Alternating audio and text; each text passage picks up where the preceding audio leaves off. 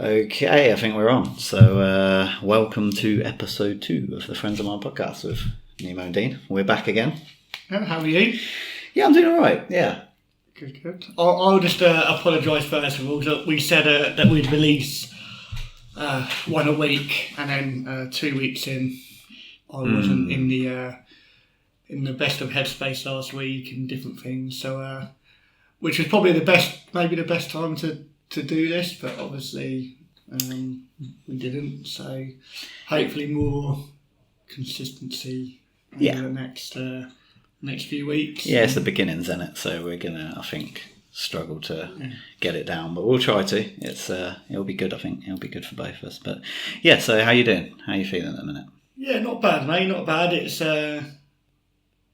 very full on at the moment. You know, sort of full on and not full on. We sort of had the wedding, had the honeymoon, had all the build up to that, and now I sort of feel in that like a lull at the moment where you're in between things. You know what I mean? It's now sort of waiting for the baby, which is obviously a massive thing.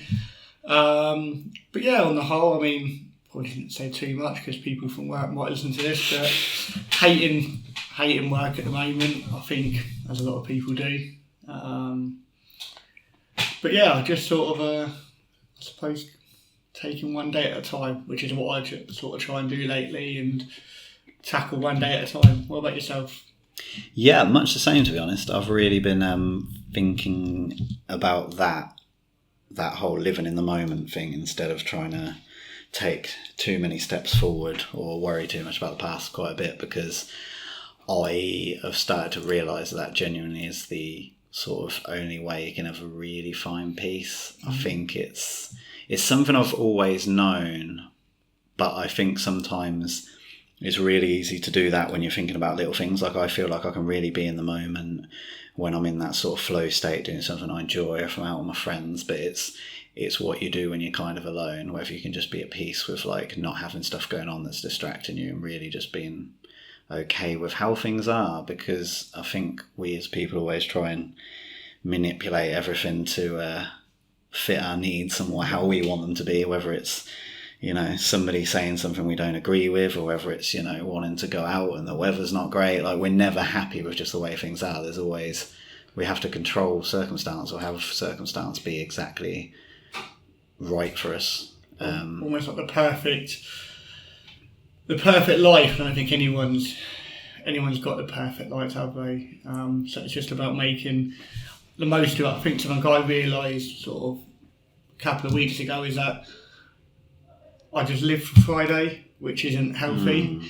Like, I'm literally just thinking, you know, getting up on a Monday morning and going, like, as soon as it's Friday, the better. And that's just it's not the way. Like, I shouldn't be living or wishing, 5 days a week away. So the last couple of weeks, I've just tried to just not be bothered, but like, work is just work, and enjoy the time at home and not wish the days away, if that makes sense. But we all do it. We always look for that next thing, whether it's like, I don't know, like, for instance, with me, like, with, you know, finding work, like, this next job's going to make me happy, the next relationship I have's going to make me happy, the next holiday is going to make me happy. And, don't get out on the Logan Paul podcast, do you? what was I saying? Yeah, no, we always try and look for something outside of ourselves to make us happy, and I think that's one of the...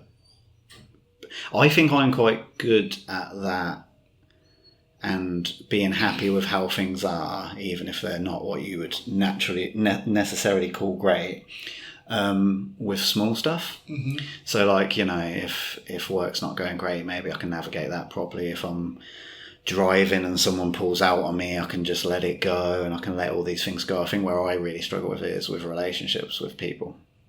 Like, you know, I can do all the work and be in a good place, but if, you know, I feel like I've upset a friend, or if a girl I'm seeing said something that's made me like feel insecure, or if like I've gone down seeing my mum and she's said something that's made me irate and like snappy, and I find it really hard in those moments when it comes to like how I relate to other people. So I think that's something I'm really struggling with. I always feel like I've got to a good place where I can really live in the moment, and not be stuck in my head either in the past or the future, until it comes to people I really care about or real deep connections with people. But I think I get that as well. I think something even more so, like since finding out Joe pregnant, is realise the people who generally care about you. And I touched on this in the last podcast about maybe people not. I'm trying to phrase it. People caring about you as much as you care about them.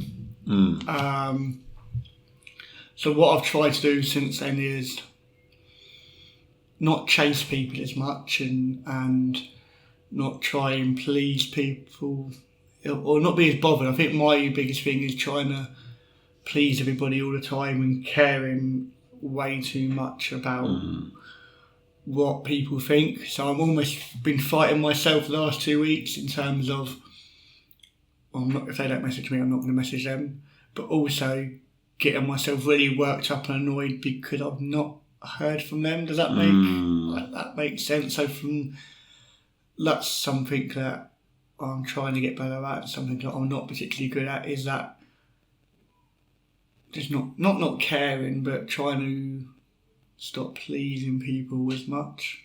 yeah, it's really difficult, isn't it? Because I think it comes down to just how you want others to be, as opposed to just letting them be who they are. Like, it really, I suppose we should do as people, as friends, is just be be open and be an environment where if people feel like they want to talk to us and want to have, discourse and see us, they can, but at the same time, it's, not trying to force things. That's it. I think it's just so difficult to just not try and force what you want.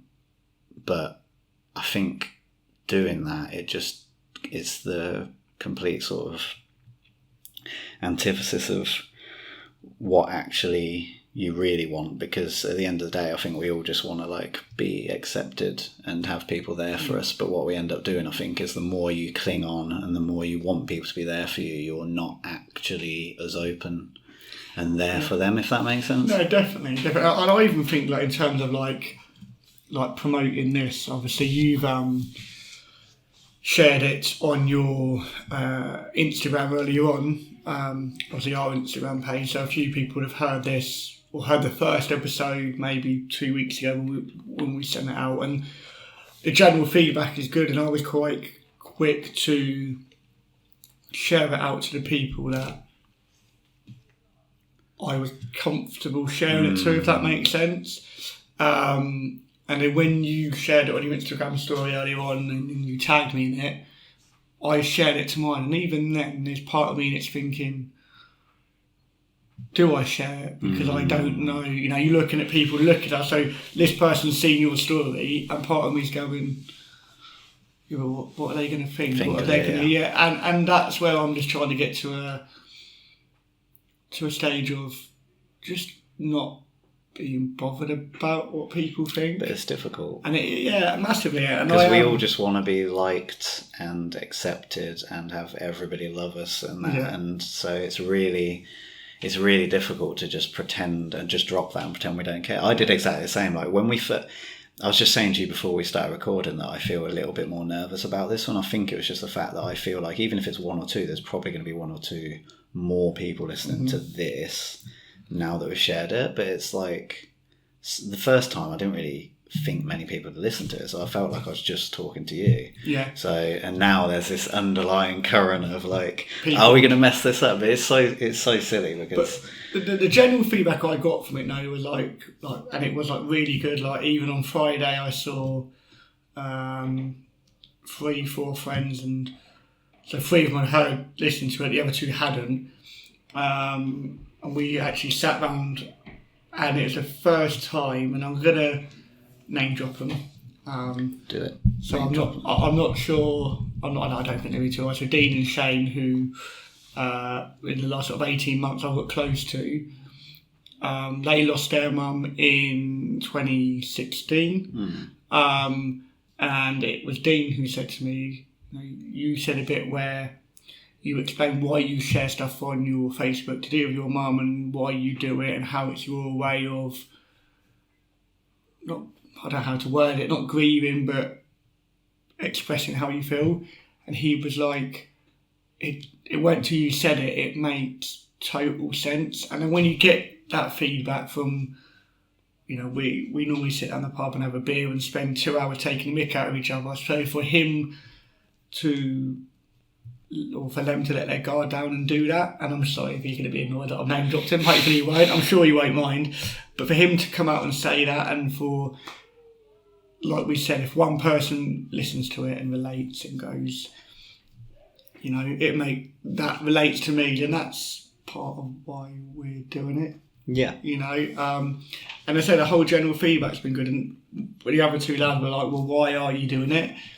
Which is a good question, to be fair, because if they don't know, then they probably don't understand why. And I explained, it needs to be a normal conversation where me, you, and two of our friends are out on Wednesday.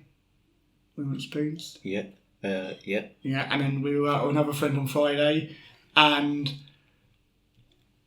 we don't ever have that conversation. No. So if we can just normalise it with our friendships and our friendship groups and the people that we know, then I think we're hopefully heading in the right direction. And like we said the other week, if people want to come on and talk, then we're definitely open to that as well. Yeah, I think it'll be a good environment for people to do that.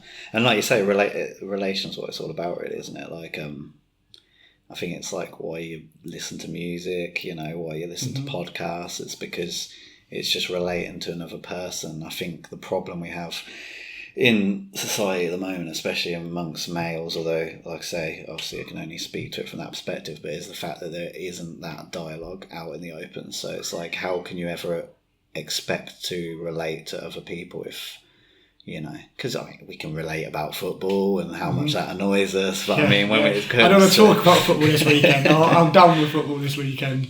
But when it comes to real conversations, real earnest and open conversations, like, unless you're having those conversations, people are never going to be able to relate to it. It's just the facts. And then what they'll do is they'll just feel like I suppose it's just people just feel like they're alone if they don't talk to people, or at least don't listen and realise that other people are going through it. Like I say, that's why people love music, it's why people love certain films. It's like you're relating to another human being, and that's what it's all about. Yeah, I think as well, like, when you look at or speak to like our friendship group and people I'm close to, and you hear them say how many of them that I didn't even know that struggled, even from having conversations this last couple of weeks where people have messaged me on Instagram or WhatsApp and said, I've listened to your podcast and I struggle as well. And that's like madness. Like, for me, that's just madness, because you don't, I've known some of these people for over 10 years and had no idea. And and of course we get other people who will listen to it and will go, like, there's people who don't believe in mental health, and that's fine. Like, that's their thing. I mean, I've had, like I said before, someone come up to me a little while ago and say, yeah, but it's all in your head.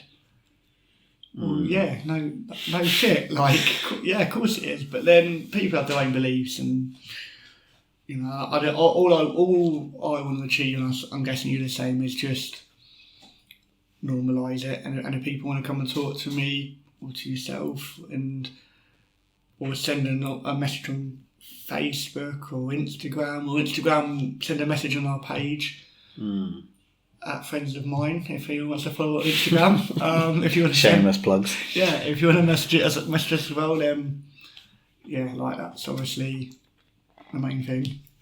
Yeah, that's true. Like I say, I think it's all about relation and having that open dialogue so that people can feel like they have to have it as well. Because I think it's like when you're just talking about how there's some people that don't believe in it. I don't even think they believe that they don't believe in it. It's just the fact that they have probably grown up in an environment where they've had to keep it in, I guess, maybe. I mean, it's hard to know. It's hard to... I'm sort of making judgments here and assumptions, but it's... I think one thing that unites absolutely everybody, male, female, all across the board, even at different ages, is the fact that there's a lot of suffering going on. And that can be something really small, and there can be... Obviously, it's varying degrees of it, but I think... when people try and deny that, they're just more denying it to themselves than they are to anyone else. Yeah, I agree. I think as well, I think it's become maybe more apparent, even the last, maybe like, not even like the last 10 years, like the last 5 years, because I think social media has its negatives and its positives. So I think people look on, and I made this point a little while ago, is, you know, no one shares the bad days on Instagram. Nobody shares an argument with your partner, or breaking down at work, or having these negative thoughts. Even, you know, my Instagram is, you don't share them. Like, whoever shares the bad days? No. So I think it's more. I think it's more pressure with social media, because you feel like you have to live the perfect... Do you know what I mean? Does that make sense? Like you're just seeing a snapshot of someone's life, and you're only seeing the parts that they feel like they want to show you at the time. And I think as well, it's like with social media, you can talk to so many more people, but you're not having genuine conversations. And I think sometimes that can make you feel even more alone, because you may have, I don't know, like 500 followers on there, and you might chat random stuff, you might share a story and one of them might comment on it, but it's like you're not having genuine human interactions. And I mean, let's face it, like the more you're on social media, the chances are you're more likely to not be having face-to-face interactions, because you spend all your time on there.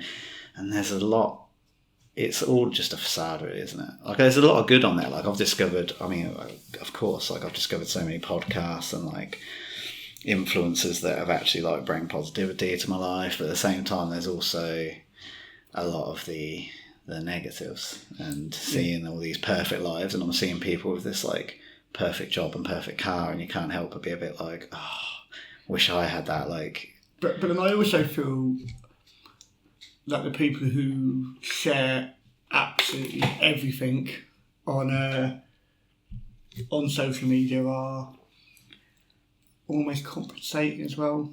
You know, I don't share much. I mean, a lot of the stuff, you know, I normally, if I'm going to put stuff on social media, it's normally ranting about football to some description, which I was very close to putting a very ranty status last night, but resisted. And then it's like most people do, holidays and, like we touched on last week, anniversaries and birthdays. I do think the people who share absolutely everything on social media are, I don't know, I don't want to say hiding, or, but I almost, I don't know, there's a bit of Ed Sheeran, like we've seen the clip where he talks about social media, where he always wants to reach out to that person and say, are you okay? Are you having a good day? Because are you sharing that to get compliments? I don't... Yeah. Do you know what I mean? Like... Yeah. I think it comes back to what I was saying before. Everyone just wants to be accepted, but when you're just putting small snapshots of yourself out there, nobody's really knowing the genuine you. Like, I think it is really difficult. I think social media... Like, I have realised I need to take a step back from it, because I do one of two things that I think is really detrimental to my mental health, at least on social media. One is just the aimless scrolling. I just think it doesn't bring anything to me. It just wastes time that I could be doing something productive, even if it's just having a normal conversation with someone, like my family, or and a lot of the time, if I'm feeling a bit like down about something, I'll post something alluding to it a little bit, kind of. It's like you're kind of reaching out a tiny bit of your hand for someone to be like, oh, come on then, tell us what's wrong. But then I know for a fact that because I'm doing it elusively, I wouldn't actually want them to ask. It's like you just want to know that people give a shit, which is just kind of just futile, really, isn't it? Because you like, if you really sat there and had to think about the people that care about you, you know who they are already. You don't need strangers on the internet or random friends that you spoke to like once in 2 years to actually care about you. Like, you don't, like, I think, like we're saying, like I was saying earlier, I think us as people, we just want like everybody to like us, and it's just fucking exhausting, to be honest. Yeah, I think we sort of touched on this, and hope, you know, if anyone's listening to this and thinking they are just rambling, we are trying to reach what we were talking about before we came on, which is about that bit where loving yourself, and because if you can't love yourself, how can you expect other people to? And I think you're very similar to me, as in your own biggest critic, and I'm my own biggest critic, and that's to do with if I do something at work, I doubt myself before I do it. If I do something, you know, even when I play football, you know, you make one mistake and you forget that you might have been okay for the other 89 minutes, but you focus on that. And that's another thing that I've tried to, in the last 2 or 3 weeks, is just not be as harsh on myself. And I think that's where coming back to social media again is, again, no one ever uploads on social media and says, I made this mistake at work today, I've done this today, I made this mistake today, I had an argument with my missus today, I argued with my boyfriend. No one does that. Yeah, I think self-acceptance is one of the hardest things to navigate, to be honest. That's something I've been thinking about a lot recently, especially in terms of like with relationships and stuff, because there's this thing, obviously there's that age-old quote, like you're saying, that you can't love anyone until you love yourselves. And I don't think you like 100% need to go into a relationship completely healed, because I think you can do a lot of work together in that sense. But I think you need to, it's like we were talking about earlier, you need to get to a place where you can accept things as they are without having to have everything go your way and your partner say the exact thing you want them to say, because, you know, that you can't be happy otherwise. I think it's about getting to a place where you can be happy just with circumstance as they are, so not manipulating anyone. And that's something I really struggle with. Somebody can say something, and if it's not exactly how I want them to say it, it can just be a whirlwind for me. And and it causes you to cling on so tightly as well that you can ruin stuff, because you so want to be accepted that you just squeeze any little bit of acceptance out of them, and anything they do that falls short of your expectations, it can just completely blow the whole thing up. No, I agree. It's something I really struggle with. I think even more so recently, so going quite deep now, you know, I'm 32 in January, which is depressing. Old bastard. And I look at it and go, you know, my mum was just turned 32 when she passed away. And, you know, she wasn't poorly before, you know, it happened, you know, she got poorly and passed away 3-4 weeks maybe, which is really no time. So I think for me, what I'm trying to do is, I think having seen how short life can be, not to just be so hard and live for the moment. And that's probably something I've not done, if that makes sense. Do you know what I mean? I think 100%. I think everybody feels a bit that way, don't they? It's like, you know, you get these constant reminders all the time that life's really precious and that you should live in the moment, but we don't. Let's be totally honest about that. We're always, well, I mean, I do. I think I'm a bit of an overthinker. I think you're a bit the same, but I'm constantly either thinking about stuff that's happened in the past or thinking about and worrying about the future. And it's like, it's kind of, I think we actually, I swear, like at the very end of the last episode, we kind of touched on this a little bit, but it's that thing of just realising that, like, this life is all you have. Like, obviously you've got beautiful people in it, you've got loads of, you know, things going on, but at the end of the day, it's like your experience in this life. So if you're not happy, like, this is all you've got, really. Yeah, you know? And definitely, like, we spoke a little bit about talking about, like, sort of grief before we done this podcast, and, like, obviously going back to my mum, you know, we were on holiday when she fell poorly, so, like, just a family holiday all was fine. She felt poorly, and 2 weeks, 3 weeks later, she'd passed away. And you don't. I think if they've been poorly for a long time, you almost you expect it. Or not acceptance. Yeah, but you would sort of expect it. But like, I think, I'll be honest with you, it terrifies me because I'm now 5 months younger than my mum when she passed away, which is just madness. And look, I could go out tomorrow and something could happen. I could live for another 70 years. You don't know. Mm-hmm. And I think I'm just trying to just enjoy everything and take it more in my stride. And it's hard, and I get, even now, like good days and bad days, like you've known me 14 years nearly. Yeah, I think so. And you know yourself, when we first started talking, like it was a taboo subject. Don't talk about it. Whereas now I can talk about it. I still have my good days and bad days. But just, I think it's just, and I've been as scared as life, aren't I? Like, do you think the fact that you're about to have a child yourself spraying it on a little bit as well, maybe? Yeah, and it's tough as well, mate, because trying to talk about it without getting emotional, but she should have been there for when we got married. She should be there for the baby. She should have been there when Amy had her kid, and she never will be.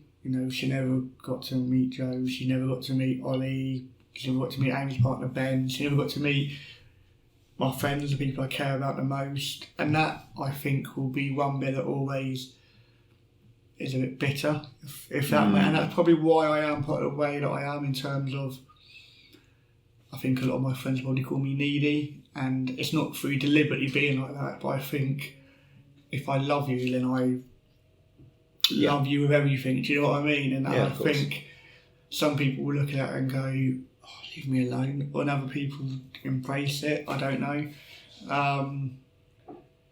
But yeah, I think definitely with obviously 11 weeks till the baby comes, I think that definitely has brought it on more recently, and that sort of, I almost feel angry at the moment, and I'm getting upset now, so which isn't what I want to do, but I do almost feel angry in terms of, it's not fair, and she should be here, and I almost feel robbed, if that makes sense, of,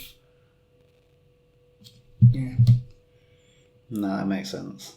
It's totally understandable. Grief's a funny thing. Yeah. I think, like you say, it's gonna come. It's probably gonna hit you hard because, like you say, you're having a kid of your own soon. So it's like, it brings it all into perspective, really, doesn't it? You've got something there that's kind of, you're gonna love maybe more than yourself. I mean, I don't have a kid, I don't know this, but that's what I get told, and I can totally imagine it. So you've got something. Something else you're really scared of losing. And I think as well, like, when my grandma passed away sort of 4 years ago, but we were really close, but I accepted that because he was poorly for a long time, and he was late 70s, so you almost, well, it's ever nice to lose someone, but he was poorly, he was at an age where you sort of go... I think it's like, sorry to interrupt, but I think it's like when situations like, the way I look at it is you can start grieving earlier. Yeah. Is the way I like to think of it. Like, I went to see him, so he passed away just before COVID. But I saw him at Christmas, and I came home to Joe and said, like, that could well be the last time. Like, I'd almost mentally prepared myself for it. Yeah.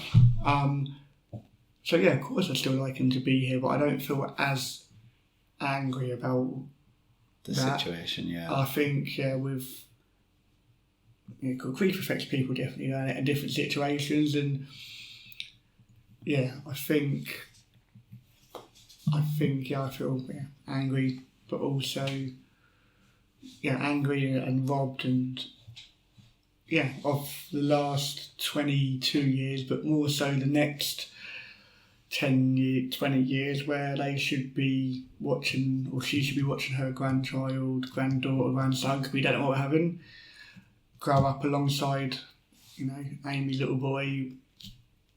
She should be there for that, and I think, yeah, I think that's where I am sort of at the moment, where we think like excited and cannot wait to be there. But also there's part of me that's just so angry with the universe. And I've done the angry stage like 10 years ago, and I feel like I'm going back in a circle again almost at the moment. Yeah, think, she's still here, man. That love's not going to go anywhere. It's just going to be channeled now into your little one. Yeah, and she's going to be there. She'll be there. She'll be there every step of the way. Just because like someone physically moves on doesn't mean they go anywhere. Their soul's still there. The love's still there. That's the way I look at it. No, I agree. I think it's just, and I think even like 4 or 5 weeks ago, like not that I hadn't thought about it, but it's more. I think the closer it comes, the more you think of. If that makes sense. Yeah. I think Christmas is a time, and anyone that knows me knows I'm a Christmas freak. I mean, if you get my work one van, of those. Yeah, I mean, if you get my work van now, I've got heart Xmas on. Like watch Home Alone on the beach on our honeymoon, and I love it. But I think there's a bit of that time of the year where I think everyone just thinks about family. I was going to say it's a family orientated holiday. Yeah. And the reason I love Christmas is my family used to have massive Christmas parties back when we were growing up, and I think part of me still chases that, if that makes sense. So I will arrange like to have like you were here New Year's Eve party, and we were going to do Christmas this year around here. Not now, not sure Joe fancies cooking for 10 people if we've got a 3-day-old, but I think almost that side of things is grief as well. It's a different sort of grief, is in, I don't know, maybe letting go of the past and realising that, you don't, I don't know, Christmas growing up was different. Do you know what I mean? We'd have 20 people sat around my nan's living room, around the table in my nan's living room, all at different heights because we haven't got chairs, and I don't know. I think it will get harder. I think once the baby comes and the build up to it, I think. And I say now as well. There's a bit where I saw online as well where someone's talking about their mum passing. I can't remember who it was, and he says, like when he cries, it's all the unshown love that he didn't have for her. And I think that's how whereas before I used to cry and it was angry, I now cry and it's... Yeah, it's love you never got to express. Yeah. I totally think that. I think that's what grief is, isn't it? Yeah, I mean, I don't know how much you want to touch on your experience of it, but I know obviously you've had different experiences as well. Yeah, I mean, I've been quite blessed with the fact that I've lost all my grandparents, but 2 of them I didn't know at all. One passed away before I was born. And I had a bit of a strange relationship with my dad's mum and dad. I think just because I wasn't too close to them. I think if I was to ask my mum, I think it was just because I was the 3rd child born. So it's like they'd had 2 grandsons already. So it's kind of like I wasn't, as played with as much or didn't see them as much. And then obviously that led to me as I was a bit older saying, well, I'm not really going to go around that much, where my brothers went round like probably once a week, or I could be lying, but they seemed to go around quite a bit. I didn't really. And then I think the first loss that really hit me, as you know, because the anniversary was last week, was my friend Hannah, who passed away 8 years ago, last Saturday, 23rd, yeah. And yeah, it was a strange one for me. I think that like we had such a good friendship that she was somebody who I felt really understood me. And I think unconditional love is such a weird way to throw out there unless you're talking about it from a real sort of spiritual element, which I won't necessarily get into too much. But like with me and her, it just felt like she knew me in every way, like good and bad, and like no matter how much of an ugly side I showed, like she was always there. She always loved me no matter what. Like we went out when we were really young, and then we had a break where we didn't see each other for years, and then we became like, well, it's literally like brother and sister really. She was like a sister to me, and she passed away in quite sudden circumstances as well. She was quite, I mean, I don't know if I should be really talking about the ins and outs of it, but she's quite down for a while, and unfortunately took her own life, and it happened to coincide with a point where I wasn't seeing her as much, through being in a relationship myself, and that potentially causing issues. So there was a big period where I didn't really see her much. And yeah, I think for me, it's always just been like I've been comparing every sort of friendship and / relationship I've had with that, I guess. Mm-hmm. Which is, I suppose, kind of understandable because we're such good friends, but it's also, like we were saying earlier, like you just have to take people as they are, you know. Not everyone's gonna make me laugh like she did, you know, even though obviously I could find that in the future. It's like not everyone's gonna maybe understand me quite as well, but at the same time it's like if I don't allow myself to stay open for that, of course nobody's ever going to. Yeah. If I carry on thinking, oh, nobody's ever going to know me and love me as much as she did, then of course nobody's ever going to get the chance to, really. I think that comes... Sorry. No, but it's good. I think that comes back to the self-acceptance thing, though. It's like, how can you ever expect anyone to really know who you are and love you for who you are if you are constantly putting up barriers and constantly judging yourself? Because I do that all the time. Like you say, I'm my absolute worst critic. I think, so you said it was 8 years ago, and I didn't know until last week that we were like friends when it happened. So, which is, I don't even, and it sounds madness, I don't know whether or not you maybe kept it to yourself, or so 8 years ago would have been 2015. Yeah. Like, I was working at Asda at the time. Yeah, I just left. I don't know whether, like, to me, I always imagined it was before we met, which is just, so when did you start Asda? 2010. 2010. So say I started in May 2010. Yeah. To me, like, I just always imagined it was like before that. And it wasn't until last week when you shared something on social media, I was like, 8 years. Like, I would have. We were really close, and I don't know why. And obviously, I was aware, but just wasn't as well. Yeah, I'm not sure. I think in some ways, like, because I was thinking about this because I was looking back at like pictures from around the period, and it sounds so weird, but I was kind of disappointed in myself because around the time, because I always do this, I go back and look at pictures, I go back and look at letters, because like back then it was like there was MSN and stuff, but like we still wrote letters to each other. So I've still got all our letters from like when we were going out and like a little bit of when we were friends, but mostly when we went out and stuff. And I was looking back, and like I say, I looked back through my Google photos from like on the computer from that period, and it was like just after it happened, I kind of wanted to look back and be like, oh, there's a big period where I didn't live my life because I was so upset about her passing, which obviously I was. But when I actually look back, I was just posting, I was taking photos and all the stuff, I was still going out, I was still having fun. But I don't know whether at the time that was just part of the coping mechanism, because it did really hit me. I mean, we weren't at the closest point in our friendship at that point, obviously. I think I hadn't seen her for about 4 months before. February to September, however many months that is. I'm really bad at maths.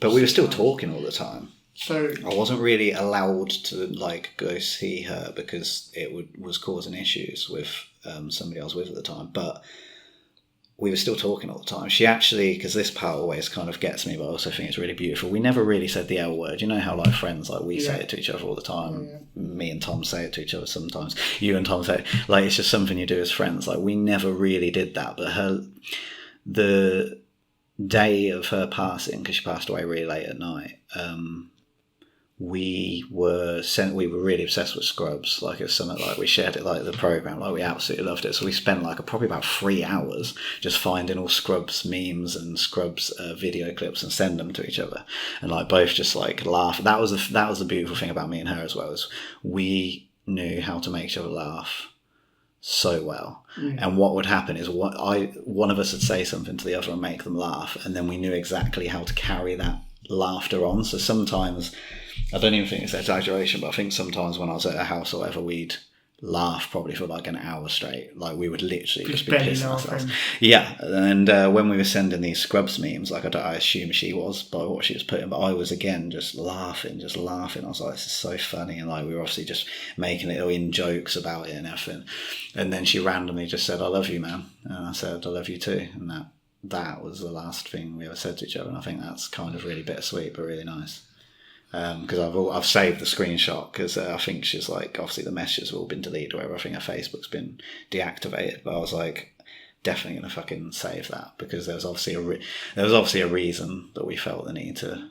Well, she we felt have the need things to say that. guys. I mean, again, I don't want to push you too much on it. It's just the most we've ever spoken about Go for it. this.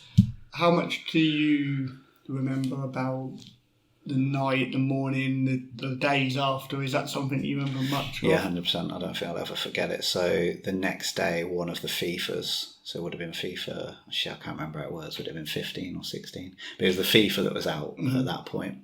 That was coming out, like, and I think me and Damon may have got early access or something, I don't know, but I know for a fact that we were like, no work tomorrow, let's get up at like 5 or 6 a.m. and we'll just play FIFA together for like, we'll play it and talk to each other the whole time. And I got up, and I remember I was living with my ex at the time, and I got up, put the Xbox on, put the headset on, just started talking to Damon, and then I just remember getting a phone call, and I was like, that's weird, it's like Hannah's stepdad. I was like, that's really weird. But because I knew she was a bit down at the time, there's that little bit of you, it's like, I got a feeling I might know what this could be, but you obviously don't want to accept that at the time. And yeah, and he just told me. And I don't think, it sounds really weird, but I don't think she really wanted to go through with it at the time. I think it's just like she was just desperate to just make the pain stop. She was really lonely at the time. Her family, like, I think her family were really good to her, but they weren't around. They lived like away, and she was going through some shit with a relationship at the time. Like, she was seeing some guy who I think was like with someone else. I don't really know the ins and outs, but like it was just really rocky and a really horrible situation at the time. And then, you know, she didn't have too many friends, and unfortunately, like I say, I try not to beat myself up about it, but I wasn't really there at the time. It's difficult, isn't it? I mean, I don't know if you've watched it. There's a film on BBC with Roman Kemp where he talks about his best friend, and he says, I know for a fact if I had had one conversation with him, he wouldn't have done what he'd done. And from what you were saying there, you almost feel the same as well. I do. I kind of do. I try not to think about it too much and beat myself up about it, but I think you're always going to feel like that. Sure. I wrote an email out to a mum, actually, which I hadn't done for a long time, last Saturday, about it. And I said that, and I said, I think everyone that's left behind always feels like they could do more. It's just how it is. It's just you always will. And I really do think like I could have done, but at the same time, I believe that if somebody's really in that place, then I think you can help someone to a certain point and you can do everything, but I think if they don't want to take that like first step on the ladder, you can't really help them up. And unfortunately, I guess that was maybe the situation with this. But yeah, it's a shame, but I try to think about it as like people are meant to be here for a certain amount of time to do their work here, if you know what I mean. That's the way I try and look at it. And obviously she'd done her work and it was time for her to move on. Like the manner of it happening was obviously not pleasant, but it, you know, people pass away and it's never pleasant no matter how the situation is. Of course. Yeah, I mean, yeah. That's, I said we've been friends for a long time. That's obviously the first time that I've heard you. Yeah, I was saying this some the other day. It's really weird because I sometimes feel like it's easier to talk to. I think we actually might have alluded to this last time, or it might be conversation out with someone else. But sometimes it's easier to talk to people who you aren't as close to about some stuff that really cuts to you. I don't know why. Maybe it's just being scared of being vulnerable. Yeah, I agree. Because I think that a little bit about my mum and dad. Like, I don't think they'll ever listen to this. Like, I had the best upbringing, really. My parents have always been, like, great. Like, you know, we bicker a lot and stuff, but we're around each other all the time, so we're bound to. But, like, I can't open up to them. My brothers can, I think, like, in a sense that, like, if they're having relationship problems, they'll go to my mum and dad to have a little bit of conversation, or at least they used to when they were younger. I really can't with my mum and dad. Like, I hate them to see me, like, upset or whatever. Like, I try to properly avoid it. Like, for instance, say times in the last few years where I've been, like, down and I've been, like, sitting there and, like, in tears or whatever. If one of them comes up the stairs, I'll do everything I can to, like... Hide it. Like, where I don't feel like most people would with their parents. Or at least, like, I know if my brothers, I think, were in that situation, they maybe wouldn't. They'd just be like... let them be there for them? I don't know. I sort of can resonate with what you're saying. I think maybe in the last sort of 3 or 4 years, more so, but me and my dad never really ever spoke about my mum. My choice, you know, I hold my hands up and say the guy was left with 2 kids, 10 and 6, and, you know, I'm a leery little shit sometimes, but he done a good job, do you know what? You know, and I probably don't tell him that enough. He done a really good job. But it's only probably been the last 3 years, 4 years that I can even talk to him now. Does that make sense? Which is sad, because we should be able to have that conversation. I'm just watching my dog limp in the background. Who's hurt his paw? Oh no. Yeah, I think. I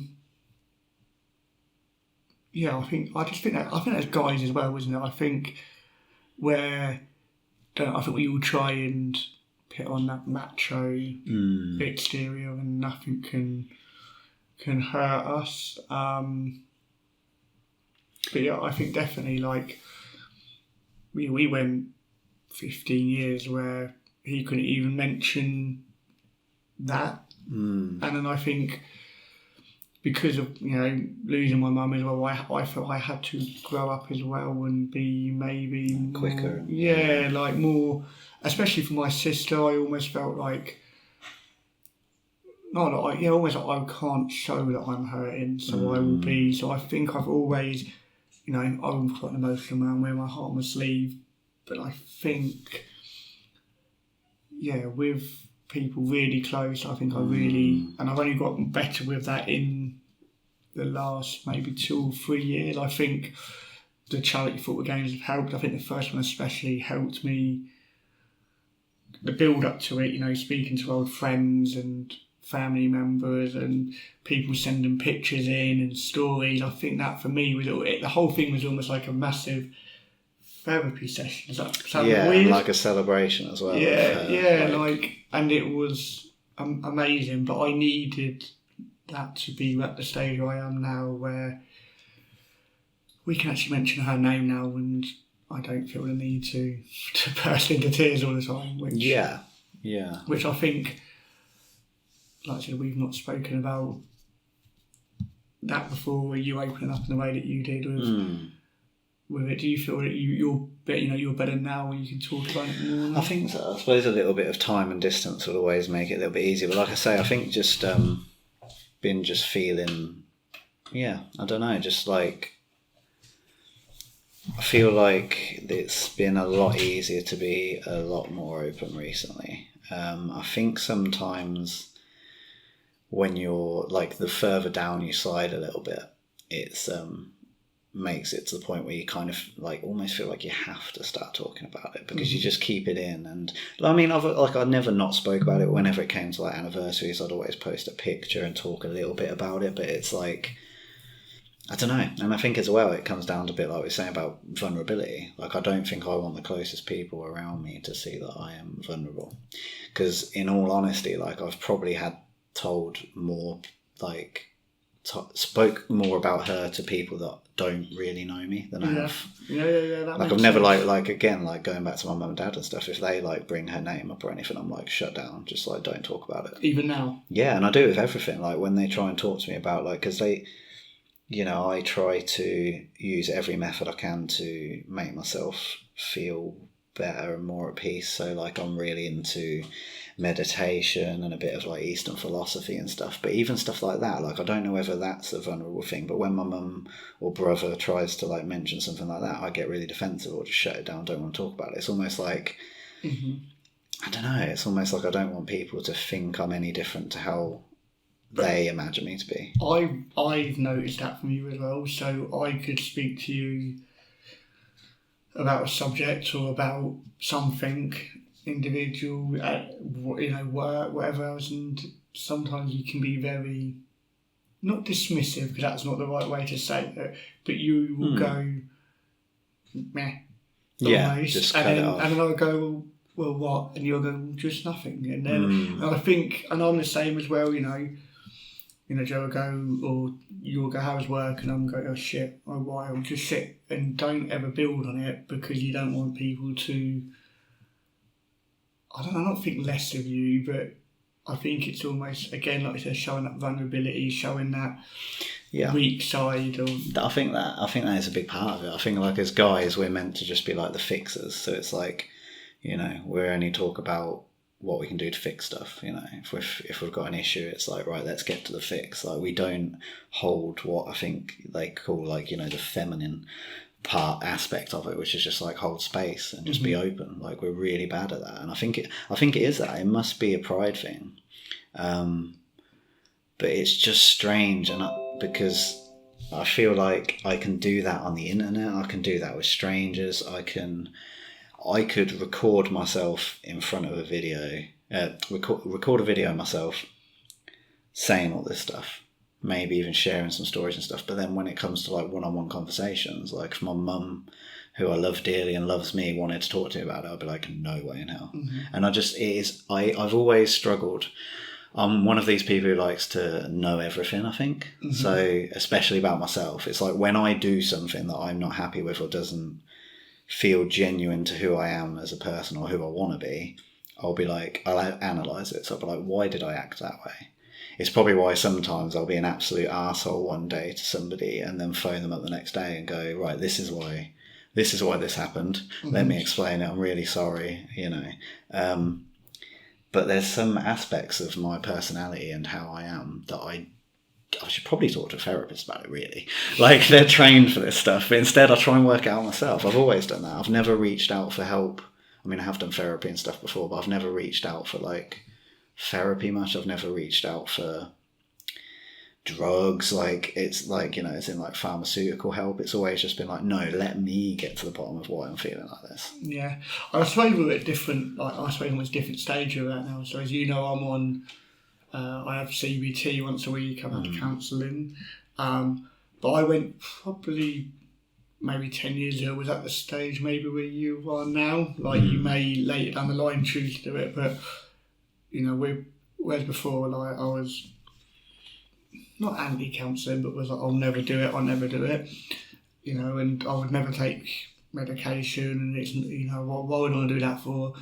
I think I'm at a stage now where, you know, I do CBT once a week, I'm on medication, and the people close to me, especially Joe, will know if I've not taken my medication, if that makes sense. Yeah. Which, you know, she would literally say to me, you're not taking your tablets, are you? After like 2 or 3 days, because I've either run out and haven't gone to... Do you know what I mean? I don't know whether or not...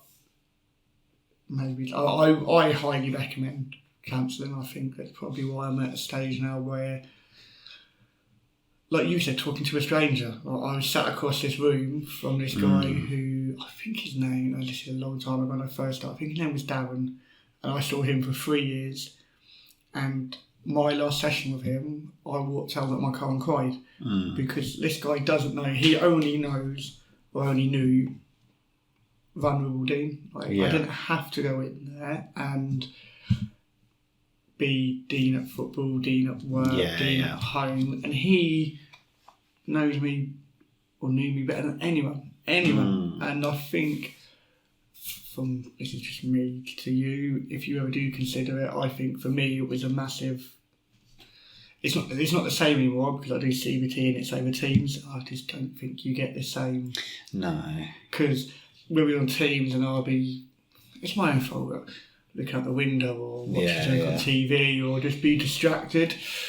But going back to what you were saying before, like, you remember the morning of, and do you remember, I mean, is it quite clear all of it, like the funeral, the days after, the weeks after? I think some of it's a blur. I think our brains are really good. They do that deep sort of personalisation thing, or derealisation, shall I say, where they just try to protect you from stuff like that. So it made it a little bit of a blur. But I do remember some of it. And there's one thing that happened that I actually have never spoke to anyone about, actually, but I feel like maybe this is a good time and platform to do it, which is something I beat myself up about, or did used to beat myself up about a bit. So I remember one time, like, we were at the funeral and her brother came up to me walked past me, and I was like, hello, went to speak to him, and he like blanked me a little bit. And that's how like pathetic and arrogant I was at the time, like in terms of like thinking that everyone should be how I want them to be, is that I got offended. Like, this person had just lost their sister.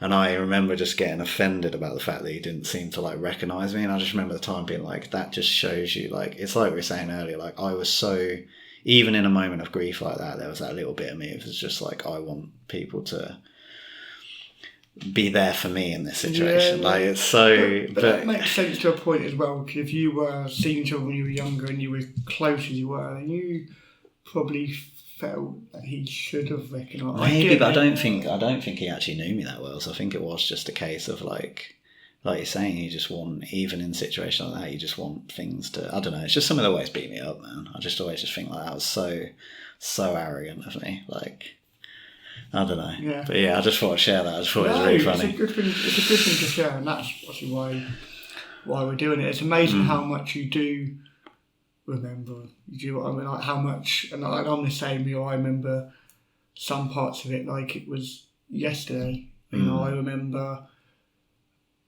So we were in Great Yarmouth when my mum got poorly, and even like, this is like a really weird memory that sticks in my head, is that we were away, and she's got poorly sort of 2 or 3 days before we came home.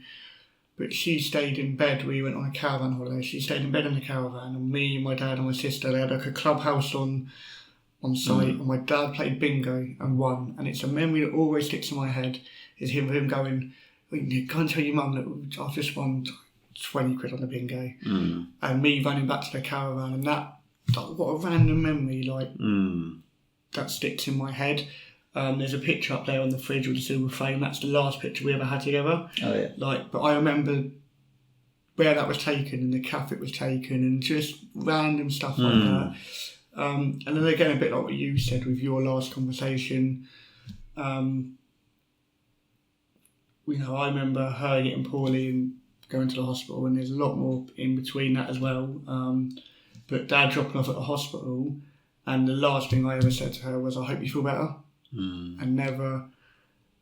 And then I remember, like you said, the finding out the morning of, I was 10, but when you wake up and something's not right. We stayed with my auntie and uncle, and my 3 cousins who met at stag do. Yeah. And I remember waking up in the morning and saying, to my uncle, "Have you got any news?" And at this time she passed away, I don't know. And he was like, no news.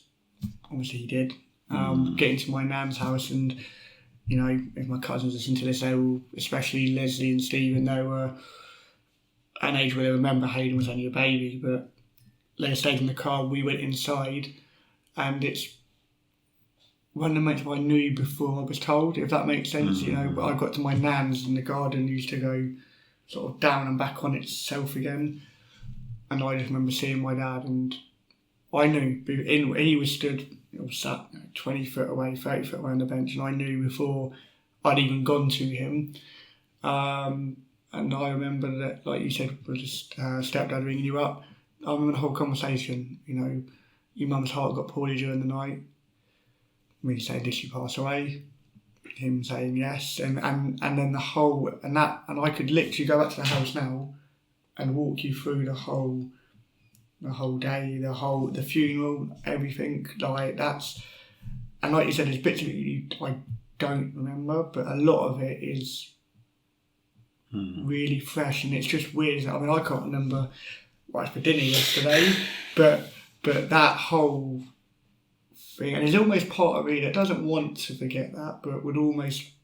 Do you know what I mean? I know what you mean. Yeah. There's it's too fresh. I don't know if you watched Harry Potter where Dumbledore can take the memories out of his head. There's almost part of me that would love to just come back and visit it another day, because I think part of it is.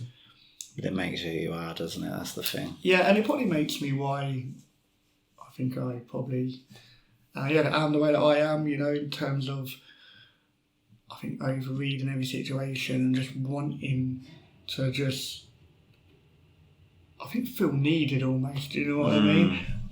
I think there was an element of me that grew up probably quicker than I was meant to. Does that make sense? Yeah, no, definitely, yeah. You know, like, it was for 3 or 4 years, it was just me, my dad and my sister. And I felt that I had to, I don't know, maybe it was put on a brave face, and I don't know whether or not you, like I said, I didn't even know that until last week that it had happened when we were friends with you. So you done an amazing job of, I mean, I know we weren't working together, I'd left at the time, but even so, we saw each other and spoke to each other enough that baffles me. Maybe it's just me being like arrogant, having a really bad memory, but I just don't. No, at all. I don't think so. I think you're right. I don't think I spoke about it at all at the time. No, I think this is the most we've spoke about these topics in general. Which, I mean, it's good. It's a good thing as well. Yeah, no, it is good. And I think, like you say, like the more distance you get sometimes, the more you let your guard down with people, I don't think you ever, it's harder to build it back up. Do you know what I mean? Now that we've had these type of conversations, and I feel like we have before the podcast a little bit more opening up. Maybe I felt like a little bit like that, obviously with the at the wedding when you revisited it a little bit. It was like, I don't know, I just felt like, even though not many words were exchanged at all between us, it just felt like you were more open, and it was, I don't know, I felt like we held a space there that time. Yeah, and I think even more so, well, like there was me, you and Tom as well, and I think, even with, and I'm going to name drop a lot with Tom, who doesn't say much and is even harder to read than me and you, even he, the next hour I sort of apologised, and he was like, why are you apologising? And that was nice, you both sort of said, don't apologise, but I almost felt, I think there was an element there where I sort of went, I was annoyed with myself, if that makes sense, because I'm not, idiot, like, why are we getting upset for? Do you know what I mean? And I think, yeah, but of course you're human, and it's grief. It's like I say, I think it's like we said earlier, it's unexpressed love, and that's probably never going to fade. You will always.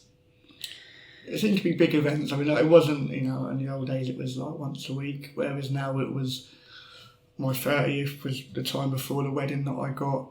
So it seems to be like big events. Is that, do you think, sense, because of what you're saying earlier, you just, at those times, you just wish she was there? Yeah, I think so, yeah. And I think, me and Joe have spoken about names, and we've agreed that, if it's a girl, the middle name will be Tracy. That's something that I'm quite, like, passionate about. Like, this is the, anything else is fine, but if it's a girl, this is the one condition that I have.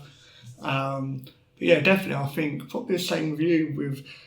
With it, you probably feel that at certain events, birthdays and celebrations, that you will, going forward when you get married in the future, and when you turn 40 next year.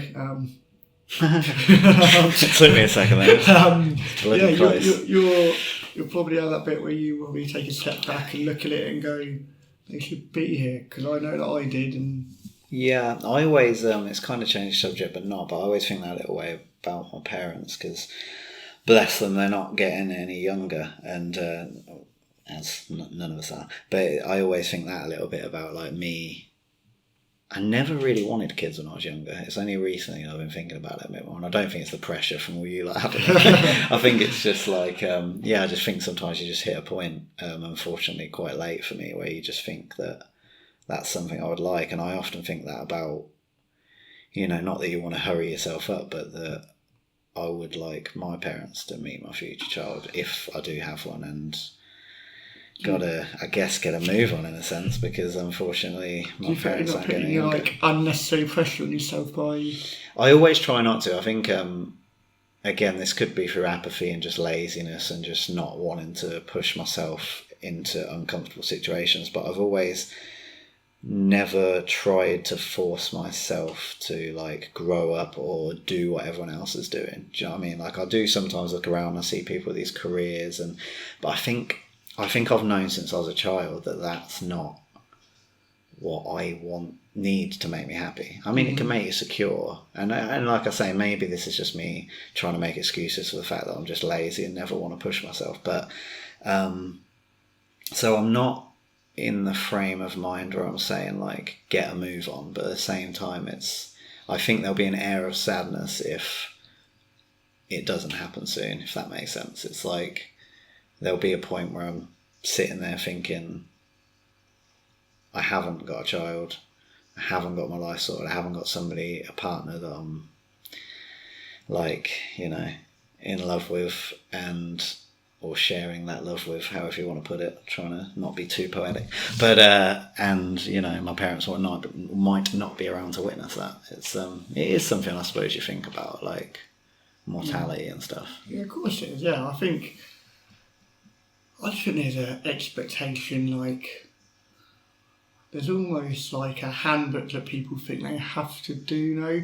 You know, I think there's an expectation that, you know, you should be married at this age and you should have kids at this age and you should have your own house at this age. And that's why, going back to when we spoke last time on the podcast, like, so much respect for you for just almost getting out of the rat man and going, do you know what, I'm going travelling and you said you feel like you were running away a little bit, maybe you were, but like, yeah, fair play, because you've done it and you took the risk, and you'll always have that as well. And like I said to you last week, that you know, when you have kids, you know, you won't be telling them, oh, I had 3 months when I came back where I didn't know what I was going to do. You will say to them, you know, Dad went travelling on his own for a month, and well, that's the bit, and they're going to go, my dad was cool.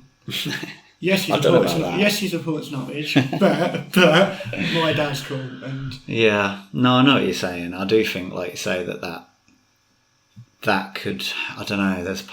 It just comes down to, like I said before, like a minute ago. I don't think the normal trappings of life that make everyone else happy is something that's going to make me happy. And again, I think it's some sort of arrogance, but I think I've always had it as a kid. Like, I've always felt that I am here for more than that, and I think that's kind of held me back in some ways. I think everybody feels that a little bit. I think everybody that's like stuck in a rut thinks that they're meant for more than this. Yeah, I agree. And I think what you said earlier on about, you know, some people aren't meant for a certain. Well, we spoke about, I think it was on Friday when we were out, you know, about I went and done that manager's role, and you said, you know, some people just aren't meant to do it. You've obviously done it. And I just don't think I'm just meant to be a manager. Like, I don't deal well with stress. I don't deal well with like confrontation with, especially with people I work with. I want to try and please everyone. You just can't do that when you're a manager. You just can't. No, that's what I mean. I think there's this thing in society now where it's like we have to have a career, and especially as a guy, like, I think there's that expectation a little bit of, you know, being the big dog, being the CEO of a company by the time you're 30, 35, having like a really nice car that costs God knows how much, you know, the white picket fence house and everything.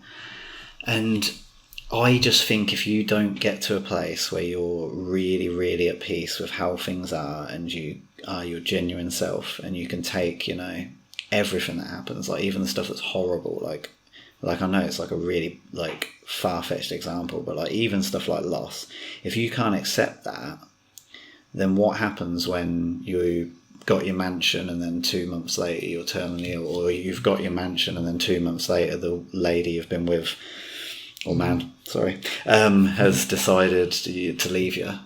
You're just going to be crushed, and you're just in a mansion, in an even bigger house than you would have been before, alone. It's like, it's getting to that place where you can accept everything the way it is. And because you get, let's just say, for example, you went out there now and got a brand new Mercedes, all right? Yeah. How long is it before that doesn't satisfy you anymore? You 2 months? Or you pull up at a stop sign and then there's a guy next to you who pulls up in an even nicer car, and you're instantly going to go, wish I had that car. Like, you're always chasing the wrong things, where I think really what we should be chasing is inner peace and acceptance. I think, you know what, and I generally mean when I say this as well, like, I think more recently I've been more aware of it, but if someone said to me now, like, here's £10 million, but you never ever see your friends and your family again, I would never take it. You know, I think, you know, Friday we went out with Pete. We haven't seen Peter in 18 months, and it was like we've never been away. Like, we just all spoke like we speak every week. Last night I was with, a group of really close friends again. Watched two of my best friends find out that they're going to have a boy soon, and you take them almost little victories, and I look around and go, I'm lucky to have these people in my life, and I generally wouldn't swap it for anything, no amount of money. I've done the same at the wedding, the same at the charity game, where you take a step back and you go, yeah, do you know what? Work is shit sometimes, or a lot of the time, and yeah, I'd like to earn more money, who wouldn't? But do you know what? Generally, you find out who the people are who are the people who really care about you, and the ones who want to be close to you. And I think I'm lucky. I don't know how you think. You may get in your car and go, God, that bloke talks some shit, don't he? Like, do you know what I mean? But for me, I think totally agree, I feel really, even though he may message me drunken messages. From Australia, like the fact he's on the other side of the world and we still talk is. I feel lucky to have the people. And that's good. And I think that's what you really need to, like, and I say you, I mean like everybody needs to focus on, is it's just like, look at what you've got, look at who you've got, try and just really embrace the fact that, like they say, if you really want to feel blessed, just think about the fact that you've got food on the table, you've got a roof over your head, you've got people that love you. Like, if you've got those, it's kind of what you really need, really. But it's so hard. You always want the next thing. I do it. Like, I'm constantly thinking of what the next thing's going to be that makes me happy. Yeah.